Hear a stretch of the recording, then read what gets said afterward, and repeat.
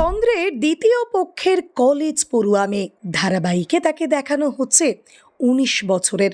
জানেন চিরসখা ধারাবাহিকের সোহালিয়া আসলে কে? স্টার জলসার চিরসখা ধারাবাহিকটা বর্তমান সময়ে বেশ জনপ্রিয় হয়ে উঠেছে দর্শক মহলে। সম্পর্কে টানাপোড়েনের এই ধারাবাহিক টিআরপির দিকেও বেশ উপরেই থাকে।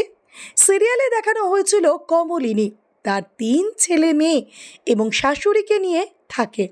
সন্তানরা ছোট থাকতেই তার স্বামী মারা যায়, আর তারপর তাদের ভেসে যাওয়া সংসারটার হাল ধরেন স্বামী চন্দ্রের বন্ধু নতুন, মানে স্বতন্ত্র। ছেলে মেয়েদের মানুষ করা থেকে শুরু করে বড় ছেলে বুবাইয়ের বিয়ে দেওয়া সবটাই বাবার মতো করে পালন করেন এই নতুন। কিন্তু গোল বাঁধে বুবাইয়ের বিয়ের সময় থেকেই। ধারাবাহিকে দেখানো হয় বুবাইয়ের শ্বশুরবাড়ির লোকজন এই নতুন কাকুকে ঠিক মেনে নিতে পারছে না। বাবার বন্ধু হয়ে কেন তাদের বাড়িতেই থাকবে, এমন প্রশ্ন তোলে। এদিকে আবার ওই বাড়িটা যে আসলে স্বতন্ত্র বাবুরই, তিনি কিনে ওদের থাকার ব্যবস্থা করেছিলেন।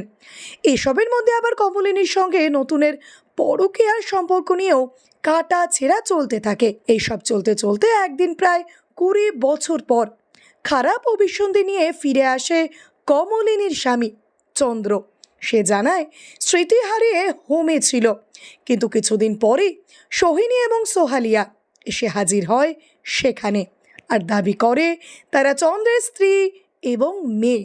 এভাবেই চলছে ধারাবাহিকের গল্প। তবে এই সিরিয়াল নিয়ে নয়, আজ কথা বলবো এই সোহালিয়া চরিত্রে থাকা সৌমি চ্যাটার্জিকে নিয়ে। ক্লাস 9-এ পড়াকালীন তিনি জনপ্রিয় হন কপালকুণ্ডলা ধারাবাহিকে। মুখ্য চরিত্রে অর্থাৎ কপালকুণ্ডলা চরিত্রে দেখা গিয়েছিল তাকে। তবে তার আগে অবশ্য বেশ কিছু ধারাবাহিকে তাকে দেখা গিয়েছিল।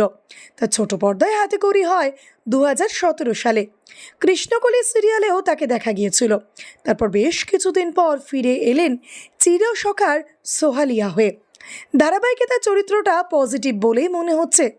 বাবার কারসাজি না জানা সহজ সরল মেয়েটি এই সাংসারিক টানাপোড়েনে পড়ে বেশ অশান্তিতেই রয়েছে।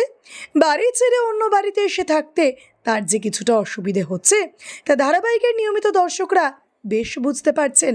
তবে এই সোহিনী এবং সোহালিয়ার আগমনে কিন্তু ধারাবাহিকের মোড় একেবারে ঘুরে গিয়েছে। চলছে টান টান উত্তেজনা। একদিকে চন্দ্র চেষ্টা করছে কিভাবে নিজেকে বাঁচিয়ে টাকা নিয়ে সেখান থেকে বেরিয়ে আসা যায়, আর অন্যদিকে কমলিনী চাইছে কিভাবে চন্দ্রের থেকে ডিভোর্স নিয়ে মুক্ত হওয়া যায়।